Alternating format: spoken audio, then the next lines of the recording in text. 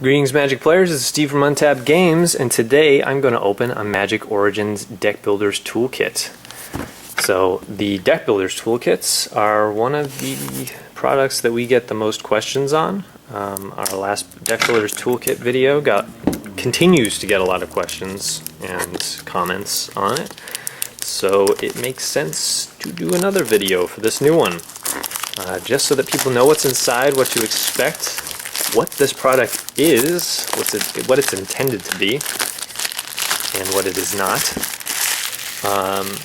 So yeah, this has a sturdy corrugated cardboard box on the outside here. Let's read the back. Expand your collection instantly. Deck Builders Toolkit plus 285 cards at your disposal with everything you need to create multiple Magic decks.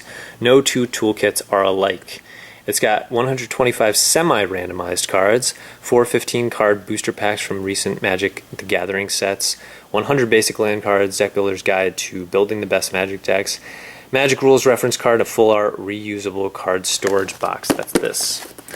So yeah, probably the most common question about this is, can I use this to just sort of, can I build multiple decks with this? Can I do you know, a tournament playable deck with this?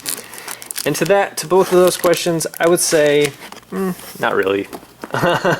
But you can build a deck with this, and the intention behind the product is really, I mean, all tournaments are different, but the intention behind the product is not really to make an event deck out of the product. It's more to show you how to build a deck with a preset or semi-preset variety of cards. So the semi-randomized portion of this is that, well, I'll show you in a second. So this is the sort of instruction guide. It has steps for building your deck. So once again, the entire product is geared toward having a it's supposed to be sort of your teacher on this path of learning Magic. And most people, when they learn Magic, they start with a deck that is already pre-made, so an intro deck or an intro pack. Maybe they splurge and get the event deck, but then, you know, when they look around the table at tournaments and they see all these people who have built their own decks, you're supposed to feel, as a Magic player, it's part of your journey to feel like, hey, maybe I should make my own deck, and what would that entail? And part of that journey is playing limited, so, you know, playing in drafts, playing at pre-releases, sealed deck. And then part of it is just buying your own cards and just testing out new decks, testing out paradigms. And on this side of the tip guide here is a bunch of archetypes that might be included. So one of these archetypes is going to be included in this box here. So there's Warriors, Blue-Red Spellcrafts. That's probably going to use the Spellcraft mechanic from Magic 2016 from Magic Origins. White-Green Aggression, so it's going to be White-Green aggro stuff. Green-Red Beatdown, Blue-Black Exploit, Red Burn, Black-Green Toughness, Blue-Red Artifacts, Secret Plans, which I guess, that uses Morph, Manifest, and Megamorph. White-Black Auras, so an enchantment deck, and Prowess, so that is probably going to be white and blue, or maybe even red. Who knows? Probably just white and blue, based on those cards there. So that's what we have to look forward to. We also, the wild card here is these included packs. Rules reference card. So let's start with, this is just some lands, and I think this might be more lands, who knows. Oh, but there's even there's an easy pull thing right here. There we go. Great. So I got some Evolving Wilds. Oh, this is, this might be the semi-random portion. No, not really.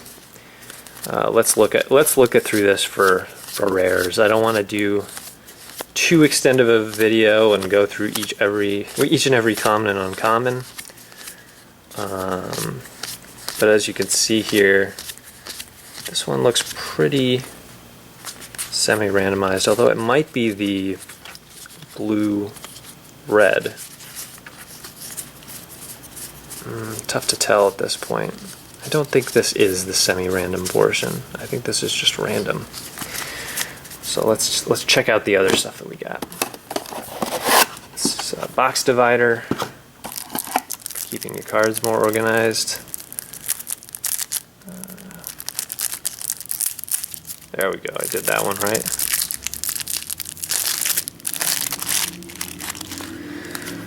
Okay, so, oh nice, I got a bunch of gain lands for some mana fixing. That's pretty cool.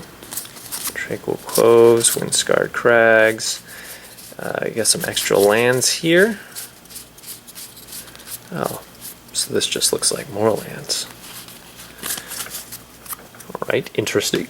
So that's probably the 50 extra lands. So there's probably 50 lands, 50 more lands, for a total of 100 lands, plus some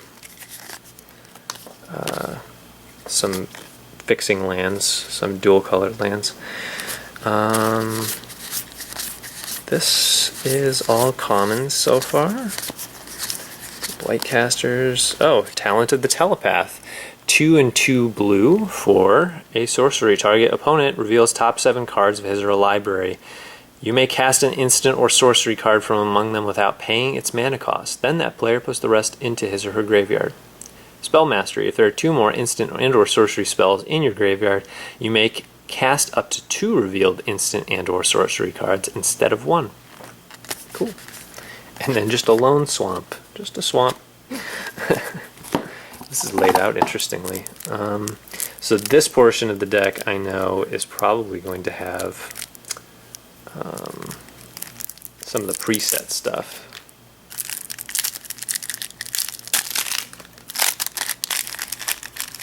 Like Aegis Angel.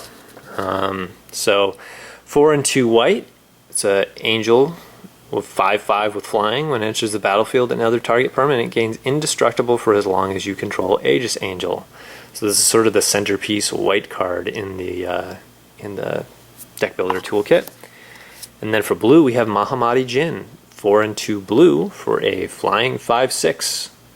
So the intention here is to hold them off until you can get a big beater. So you're supposed to counter everything that they get, and then have a big flyer that can just go right over their army and start killing. And then you can protect him with, again, more counters, more bounce. Nightmare, 5 and a black for a Nightmare Horse. It has a star power and toughness. It is flying, and its power and toughness are each equal to the number of swamps you control. Shivan Dragon. An alpha set was the best card in the game, or best creature in the game, I should say. 4 and 2 red for a 5/5 dragon with flying, and it has fire breathing, which means you can pay 1 red mana to give it +1/+0 until end of turn. Terra Stomper, 3 and 3 green for a 8/8 beast. It can't be countered and it has trample. All right, so yeah, I have one big sort of finisher creature in every color. So that was the intention there. So that no matter what the other stuff in the deck is, at least I'll have one of these guys to build in the colors that I get. I also have Sarah Angel, Silk Wrap, Divine Verdict, Eagle of the Watch, Alabaster Kirin, Celestial Flare, that's a good white card, Erase, Feat of Resistance, Aven Skirmisher, Artful Maneuver, Pacifism. So that's supposed to give me a pretty good white base to build a white deck off of. I have Frostwalker, Into the Void, Weave Fate, Disdainful Stroke, Claustrophobia, Singing Bellstrike, Very Miscreant, Aven Surveyor, Anticipate, Elusive Spellfist, and Negate. So very, very, I want to say defensively oriented, although Frostwalker isn't really defensively oriented, but moderately defensively oriented blue there. Sengir Vampire, Ultimate Price, Mind Rot, Flesh to Dust, Reeve Soul, Deadbridge Shaman, Debilitating Injury, Hooded Assassin, Typhoid Rats, Flatten, Hand of Silumgar. So some aggressive and, as you could see, targeted removal with Reeve Soul and Ultimate Price and Flesh to Dust. For black, everything you'd expect black to have. Arc Lightning, Wild Slash, Fiery Hellhound, Active Treason, Dragon Fodder, Prickle Boar, Trumpet Blast, Bathe in Dragonfire, Mardu Scout, Tormenting Voice, and Twin Bolt. So some burn and aggressive red cards. Again, what you'd expect out of red. Prized Unicorn, Heir of the Wilds, Elvish Visionary, Nissa's Pilgrimage, Titanic Growth, Plummet, Dragon Scaled Boon, Naturalize, Inoc Guide, and Whisper of the Wilds. So for green, I have Pump and stuff that makes the game simpler, like Plummet and Naturalize.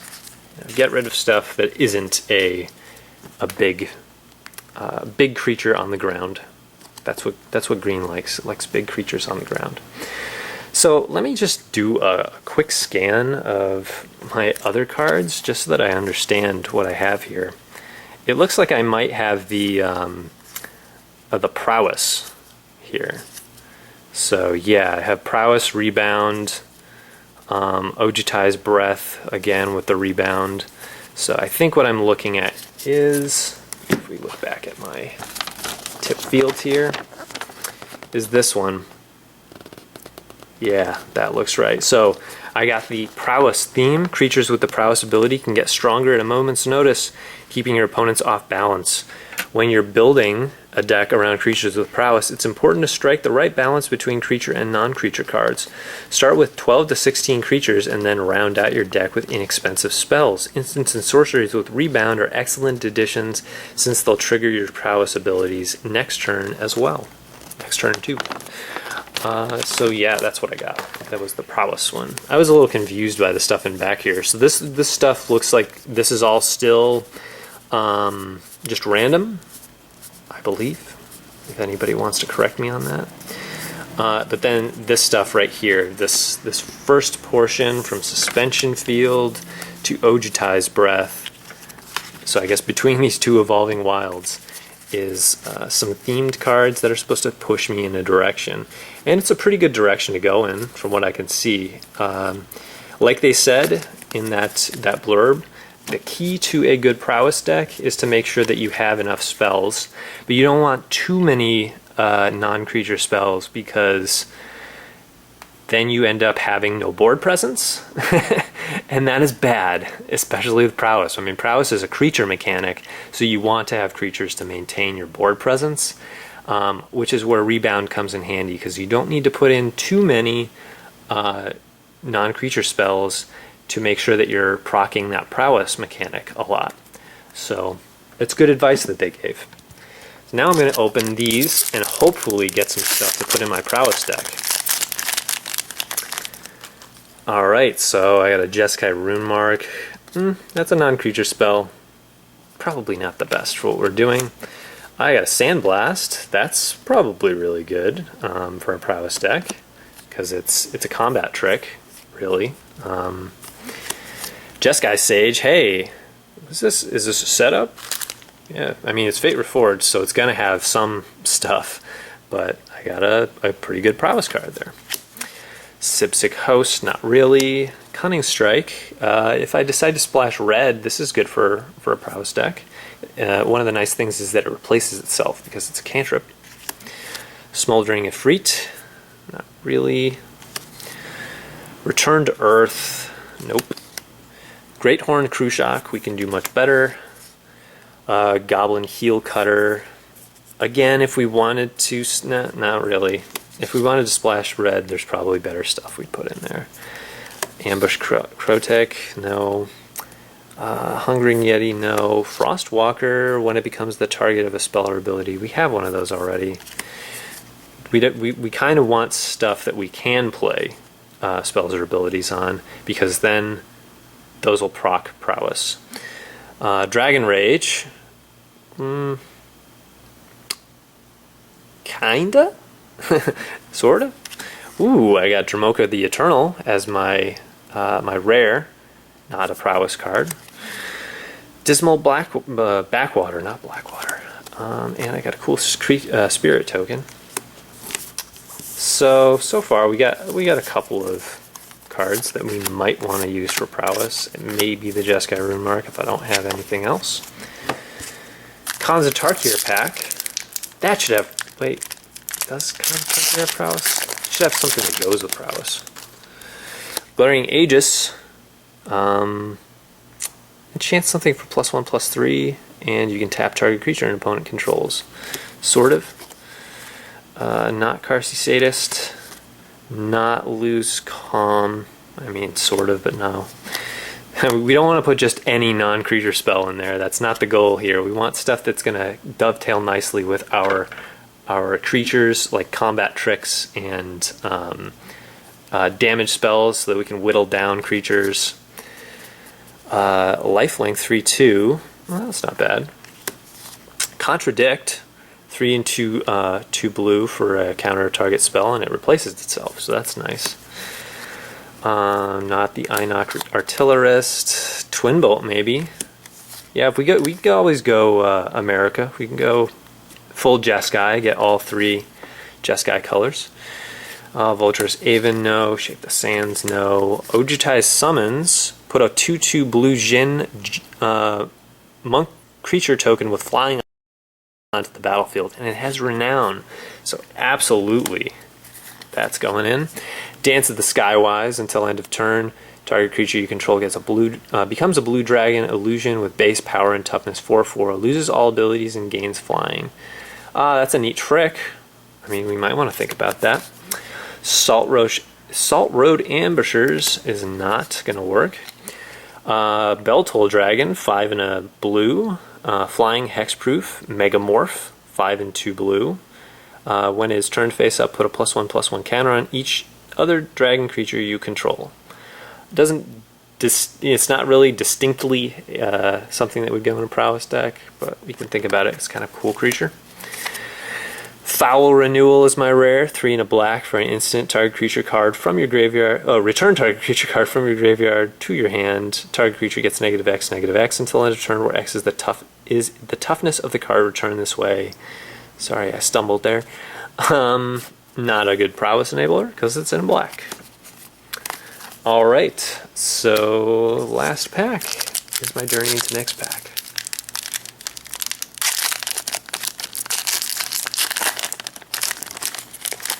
Okay, Eagle of the Watch, maybe. It's Flying Vigilance 2/1 for 3. Market Festival, no. Grim Guardian, no.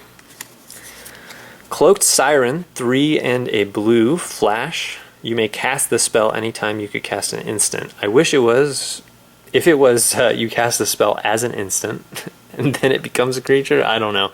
Then that would be good. But it's a 3/2 flyer that you can flash in. So, I mean, it's in our colors, but it doesn't really help us with prowess. Arouse the Mob. This is maybe good. Rouse the Mob costs 2 and a red more to cast for each target beyond the first. Any number of target creatures each get +2/+0 and gain trample until end of turn. That might be good because that's a combat trick. Mortal Obstinacy. 1 white. Enchant creature you control. Enchant creature gets +1/+1. Whenever it deals combat damage to a player, you may sacrifice Mortal Obstinacy. If you do, destroy target enchantment. More of a sideboard thing, honestly. Sigiled Starfish, you can tap it to scry, and it's a 0/3 wall. Maybe. Desecration Plague is not our jam. Starfall deals 3 damage to target creature. If that creature is an enchantment, Starfall deals 3 damage to that creature's controller. Yeah, sort of. It's expensive creature removal. It's pretty good. Yeah, I don't know. Sideboard material, honestly. Cast into Darkness, no. Squelching Leeches, no. Consigned to Dust, not in our colors. Blinding Flare, 1 red. Strive, costs 1 red more to cast for each target beyond the first. Any number of target creatures can't block this turn. That's worth considering. Dictate of the Twin Gods, 3 and 2 red for a flash enchantment. If a source would deal damage to a permanent or player, it deals double that damage to that permanent or player instead. That's a pretty good finishing move. Because, yeah, they're going to expect you to have Pump in your hand, right? Because you're playing a prowess deck, so they might just let some stuff through, thinking like, oh, they're not going to pump it if they're not going to kill my creatures. And then you slap Dictate of the Twin Gods down, all your prowess creatures get +1/+1, and then they do double damage for that turn. That could be huge. So yeah, that's definitely worth considering. Let's get a cool Satyr token. What's over here in this? So I got a Majoring Bully with prowess. Grasp the Hieromancer. Enchanted creature gets +1/+1 and has, whenever this creature attacks, tap target creature defending player controls. Ooh, that is also definitely worth using. Disperse maybe. Veteran Sidearm, not really going to get us there. Fire Fiend Elemental, Haste Renown 1, maybe. Scrapskin Drake, flying, and it can block only creatures with flying. It's worth considering, but not really. Yeah. Talent of the Telepath, we already looked at that. Yeah, that's definitely worth doing, because you can recast stuff from your graveyard, so that's definitely something we want to put in there. So this is the beginnings of a prowess deck. They don't recommend explicitly putting the red in, but we might need to put some red in to get there.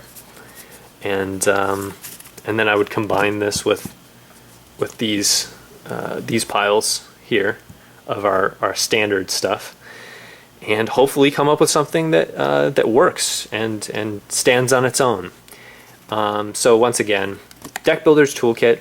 It's intended to walk you through the steps, like I just walked through, of figuring out a deck. Now, obviously, I could go more in depth. I had another Deck Builder's Toolkit video before where I built a deck, and I went much more in depth, where I picked out all the creatures, or I picked out all the cards rather, that were definites, and then under that I put the cards that were maybes, and then I put the cards that were either